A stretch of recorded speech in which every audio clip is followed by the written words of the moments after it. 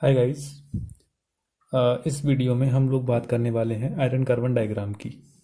अब iron carbon diagram जो है वो एक फेज डायग्राम है, जो ये बताता है हमको कि आयरन को जब हम हीटअप करते हैं या कूल करते हैं तो कौन कौन से हमारे फेजेस मिलते हैं आयरन के। और साथ ही साथ आयरन में जो 8% ऑफ कार्बन जो मिक्स करते हैं तो हमको कहाँ पे स्टील मिलेगा, कहाँ पे कास्ट आयरन मिलेगा, ये सारी चीज़ बताएंगे। ठीक है। तो सबसे पहले जो अगर हम देखें तो हमको पता है कि एट रूम टेम्परेचर जो आयरन होता है वो अल्फ़ा फेज बोला जाता है। ठीक है, अल्फ़ा फेज बोला जाता है। और जो कि फेराइट फॉर्म होती है आयरन की, फेराइट। ठीक है। और ये अल्फ़ा जो होता है वो बीसीसी क्रिस्टल स्ट्रक्चर होती है उसकी। Average number of atom per unit cell 2 होते हैं। ठीक है। अब उसके बाद जो है 910 के बाद टेम्परेचर जो है 910 डिग्री सेंटीग्रेड के बाद अल्फ़ा जो है वो कन्वर्ट हो जाता है गामा में। ठीक है। अब वो गामा में कन्वर्ट हुआ, गामा को क्या बोलते हैं हम लोग, आस्टेनाइट। ठीक। उसके बाद 1400 डिग्री सेंटीग्रेड पे गामा जो कन्वर्ट हो जाता है वो डेल्टा फेस, डेल्टा फेराइट, इसको भी हम लोग फेराइटी बोलते हैं। ये भी बीसीसी स्ट्रक्चर होती है। ठीक है। लेकिन जो गामा है वो एफसीसी स्ट्रक्चर होती है। अब होता क्या है, ये जो अब हाँ, 1539 डिग्री सेंटीग्रेड पे क्या होगा, अपना जो आयरन है वो मेल्ट हो जाएगा। ठीक है। तो ये तो टेम्परेचर्स की बात रही। अब उसके बाद अगर ये मेल्ट हो जाएगा तो ये फिर इधर लिक्विड फेस मिलेगी, यहाँ पे लिक्विड फेस है। अब ये लिक्विड और डेल्टा का बीच का फेस है, लिक्विड प्लस डेल्टा। यहाँ पे नीचे गामा है, ऊपर डेल्टा है, तो डेल्टा प्लस गामा मिलेगी। यहाँ पे लिक्विड है, यहाँ पे गामा है, तो यहाँ पे गामा प्लस लिक्विड मिलेगी। अब बात करेंगे हम लोग कि कार्बन को हम जब मिलाएं, मिक्स करेंगे आयरन में, तब क्या होगा। तो 0.008% तक तो वो आयरन ही बोला जाएगा, प्योर आयरन। इतना अगर कम कार्बन है तो उसको हम लोग प्योर आयरन ही बोलते हैं। अब 0.008% से जब हम आयरन में कार्बन को मिक्स करना शुरू करेंगे तो उसके बाद 0.8, और यहाँ पे 2% तक लिखा है। तो ये वाला जो रीजन होगा 0.008 से 2 वाला, यहाँ पे हमको जो मिलेगा वो स्टील मिलेगा। यहाँ पे जो हमको मिलेगा वो क्या मिलेगा, स्टील मिलेगा। अब यहाँ तक तो स्टील मिलेगा। उसके बाद 2 से 3.4, 6.7, 6.7 तक हमको जो मिलेगा वो कास्ट आयरन मिलेगा। और 6.67 पर हमको एक कंपाउंड मिलता है जिसको हम लोग बोलते हैं Fe3C, मतलब सीमेंटाइट। यहाँ पे हमको सीमेंटाइट का कंपाउंड मिलता है। ठीक है। और जो सीमेंटाइट होता है वो brittle and hard structure show करता है। अब हम आगे बात कर लें, एक एक जो फेजेस है उसकी अलग अलग बात कर लेते हैं। तो एक्चुअली में देखो, डेल्टा क्या, डेल्टा फेराइट क्या होता है। जो डेल्टा फेराइट जो है वो क्या है, ये एक इंटरस्टिशियल सॉलिड सोल्यूशन होता है कार्बन का इन डेल्टा आयरन। ठीक है। जो कि बीसीसी स्ट्रक्चर है और जिसका average number of atoms per unit cell 2 हैं और जो नॉन मैग्नेटिक इन नेचर है। ठीक है। ऐसी गामा है, ये भी इंटरस्टिशियल सॉलिड सोल्यूशन है कार्बन का गामा आयरन में, जो कि एफसीसी स्ट्रक्चर रखता है। और एफसीसी स्ट्रक्चर के साथ साथ जो है इसका number of atoms per unit जो सेल है उसमें जो होता है वो 4 होता है ना, वो 4 होगा। ठीक है। और यहाँ पे जो अल्फा हो गया ये भी वही है, क्या है, it is an interstitial solid solution of carbon in alpha iron. ठीक है। And which is having BCC structure with average number of atoms per unit cell is 2। Okay. अब नाउ, अब हम बात करें कि जो हमने यहाँ पे 3 पॉइंट दिखा रखे हैं आपको, point number 1, point number 2 and point number 3, ये 3 पॉइंट हमने आपको दिखा रखे हैं। तो जो पॉइंट नंबर 1 होता है, जो पॉइंट नंबर 1 होता है, ये पॉइंट है हमारा eutectoid point, eutectoid.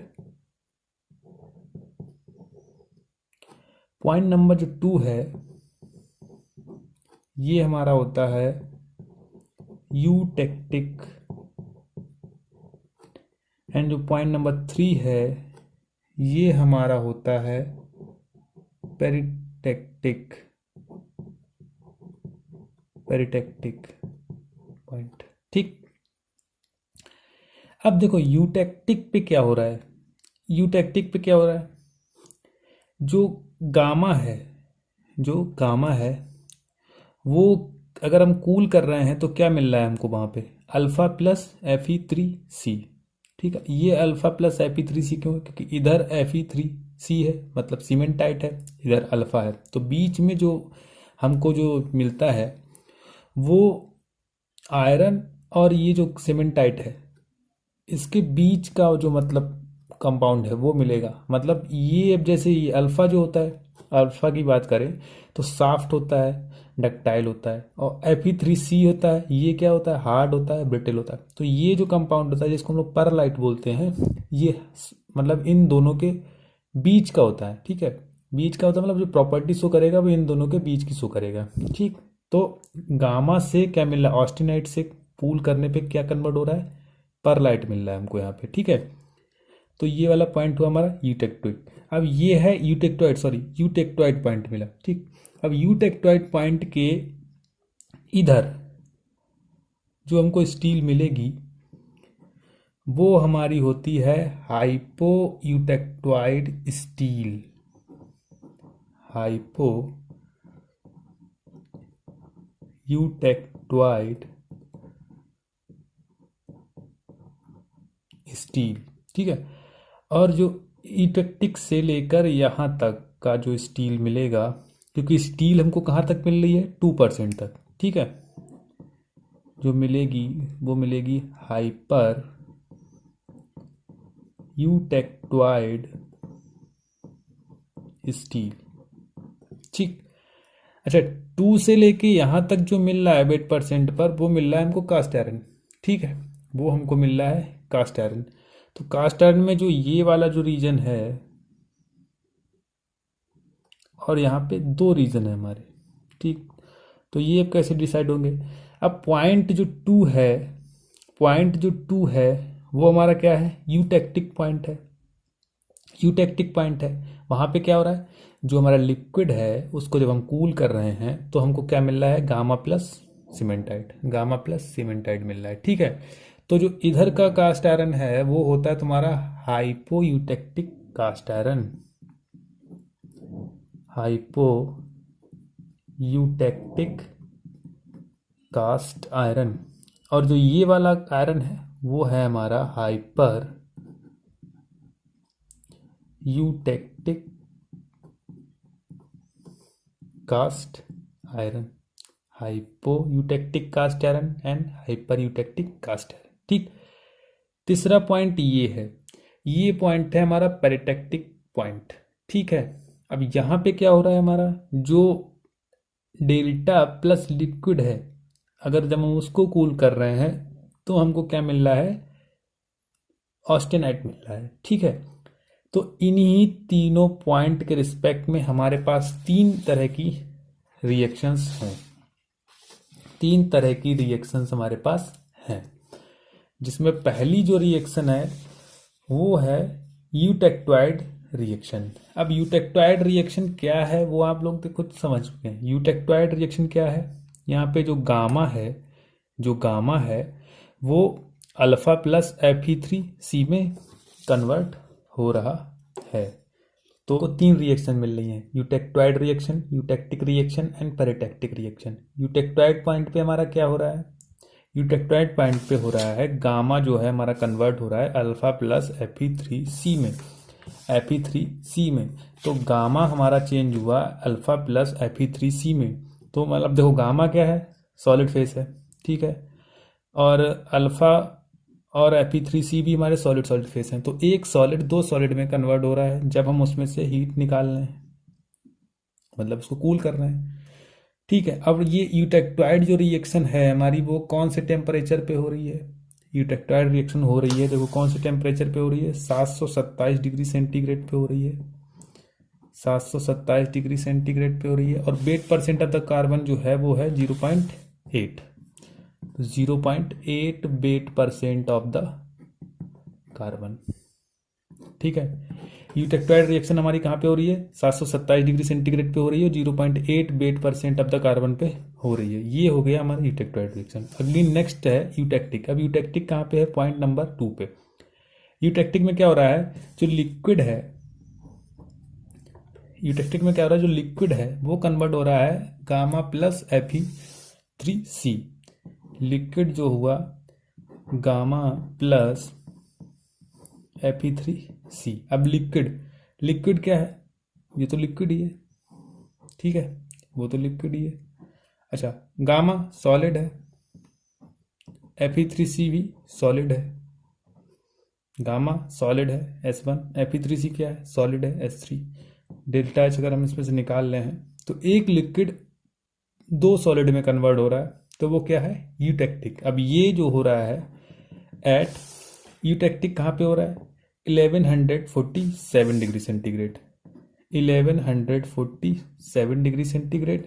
Wait percent of the carbon क्या है उसका, तो ये 4.3 wait percent of the carbon, 4.3 wait percent of the carbon. ठीक है, तो यूटेक्टिक में रिएक्शन कहाँ पे हो रही है, 1147 degree centigrade and 4.3 wait percent of the carbon. अब यूटेक्टिक में है क्या, जो लिक्विड है वो 2 सॉलिड में कन्वर्ट हो रहा है। जो लास्ट है वो है पेरिटेक्टिक रिएक्शन। अच्छा, पेरिटेक्टिक रिएक्शन कहाँ पे हो रही है, कहाँ पे हो रही है, वो हो रही है at 492 degree centigrade, 492 degree centigrade. और अगर हम उसका वेट परसेंट देखें तो वो होता है 0.18 wait percent of the carbon. ठीक है, वहां पे क्या हो रहा है, डेल्टा प्लस लिक्विड कन्वर्ट हो रहा है ऑस्टेनाइट गामा में, तो डेल्टा प्लस लिक्विड कन्वर्ट हो रहा है ऑस्टेनाइट।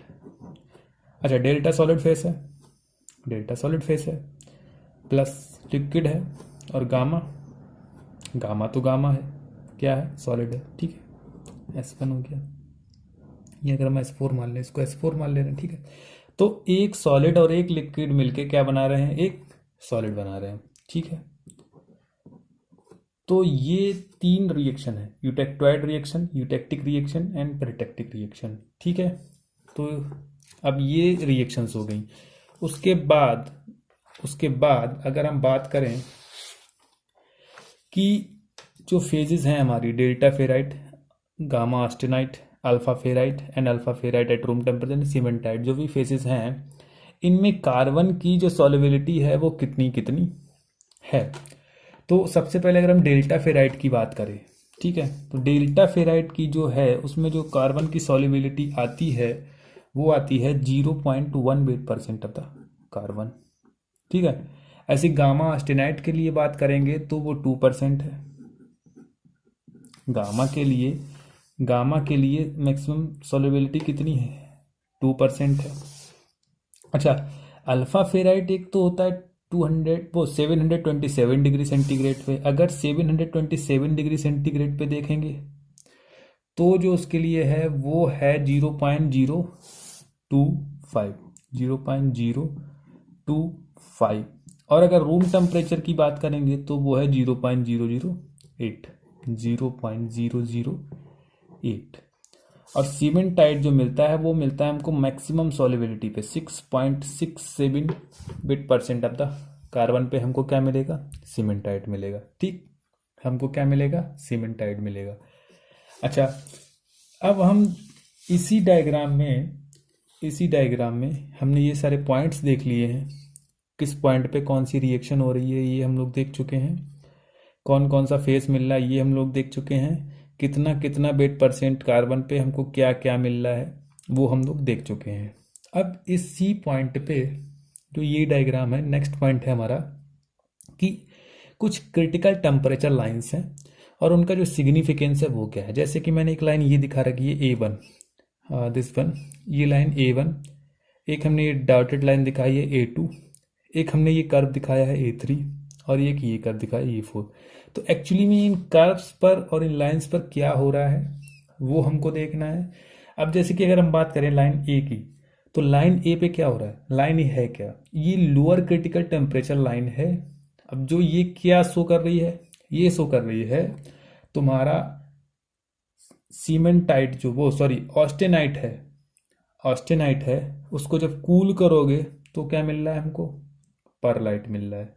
उसको हमको क्या मिल रहा है, परलाइट मिल रहा है। या फिर हम इसका उल्टा बोलें कि जब हम ऑस्टेनाइट जो है, मतलब ऑस्टेनाइट है जो, वो हमें कब मिलेगा, जब हम जो परलाइट है उसको हीट करेंगे। मतलब यूटेक्टोइड स्टील, यूटेक्टोइड स्टील ये है ना हमारा, यूटेक्टोइड स्टील को जब हम हीट करेंगे तो हमको क्या मिलेगा, ऑस्टेनाइट मिलेगा।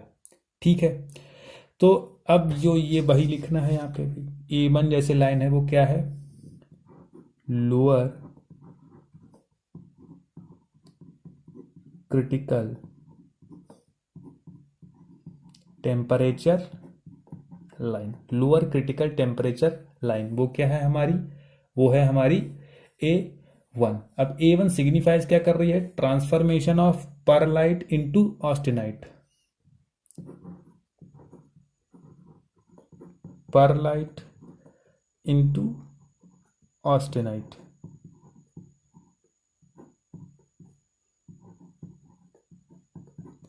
अपॉन हीटिंग, ठीक है, अपॉन हीटिंग। ऑस्टेनाइट का वो परलाइट का ऑस्टेनाइट में ट्रांसफॉर्मेशन दिखा रही है अपॉन हीटिंग। ठीक। अच्छा, दूसरी लाइन हमारी जो डॉटेड लाइन है वो है A2 लाइन।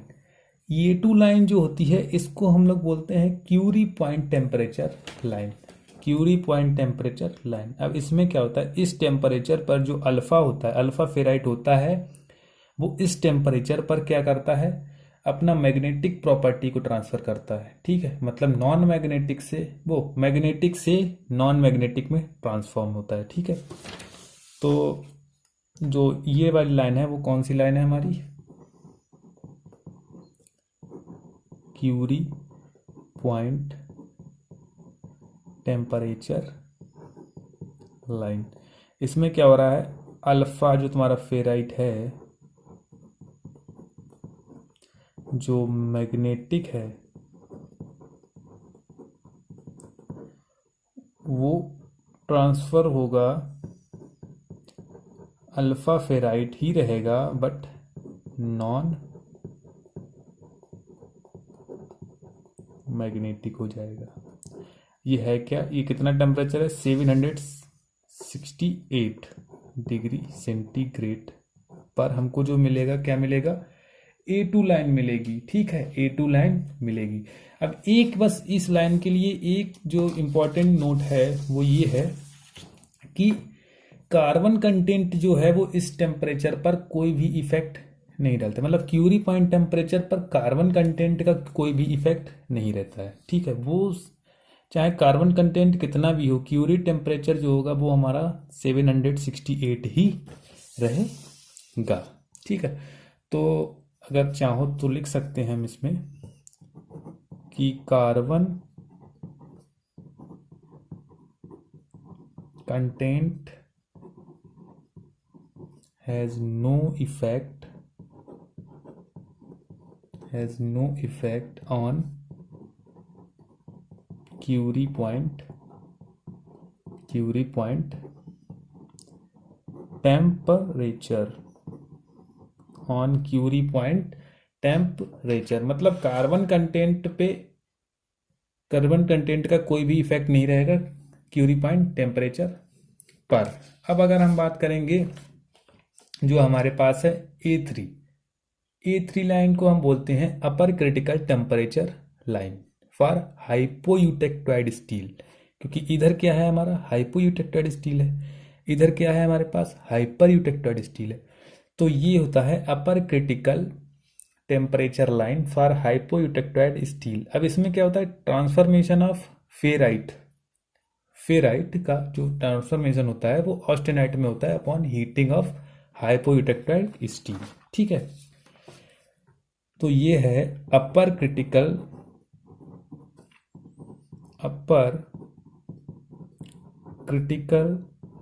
Temperature line. अब ये किसके लिए है, फॉर हाइपोयूटेक्टोइड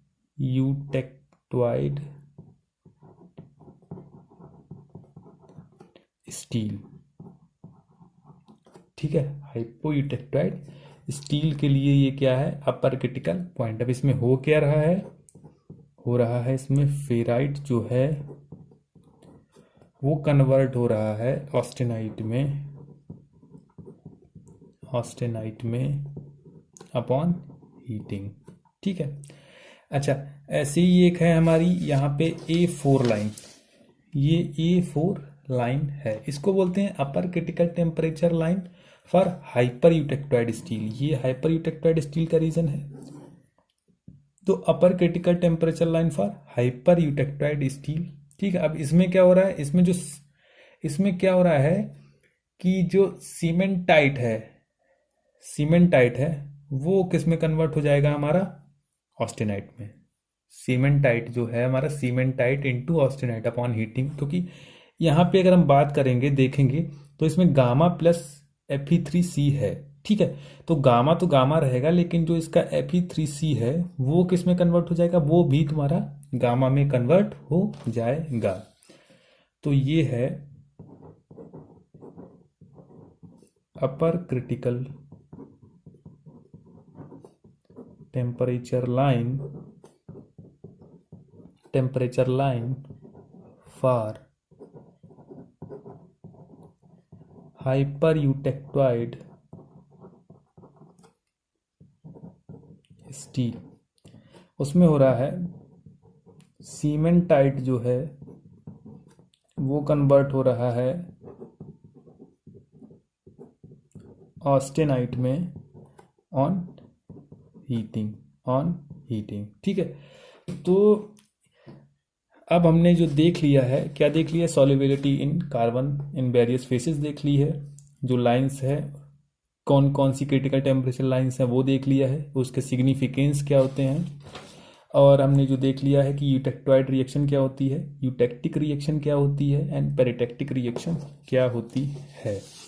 तो आई थिंक जो आयरन कार्बन डायग्राम में है, जो मेन जो इम्पोर्टेंट पॉइंट थे वो सारे कवर हो चुके हैं, और हमको लगता है कि आप सारे लोगों को ये समझ में आ गया होगा कि किस टेम्परेचर पे हमको क्या मिलेगा और कितने वेट % पे हमको क्या मिल रहा है, किस पॉइंट पे कौन सी रिएक्शन हो रही है।